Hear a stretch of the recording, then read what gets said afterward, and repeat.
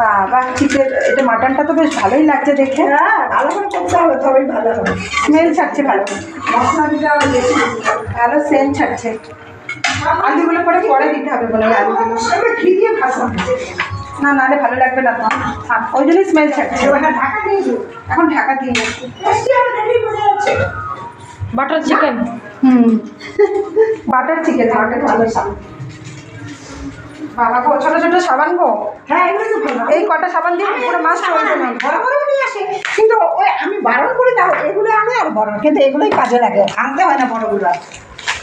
হ্যাঁ অনেকই থেকেই এগুলো তুলে রাখতে হবে। বাইরের লোককে যে বাসন মাজালে জলের সাবানের মধ্যে জলের সাবানে গলায় গলা শেষ।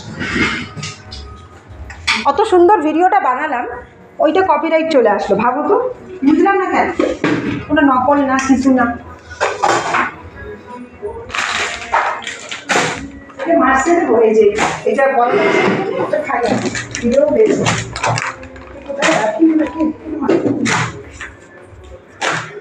হয়ে গেছে কমপ্লিট, বলতে পারবো না কিন্তু। এই যে দেখো, আমার এই ভিডিওটা পছন্দ হচ্ছে না, এই ভিডিও ভালো না। আমি মনের মতন ভিডিও যখনই বানাতে গেলাম বাস হয়ে গেল। ও এই সাবানগুলো তো আবার এখানে রাখতে হবে। এ মা, এ তো ঘোরাঘুরি করছে এখানে। তুমি নাকি এখন ছবির মধ্যে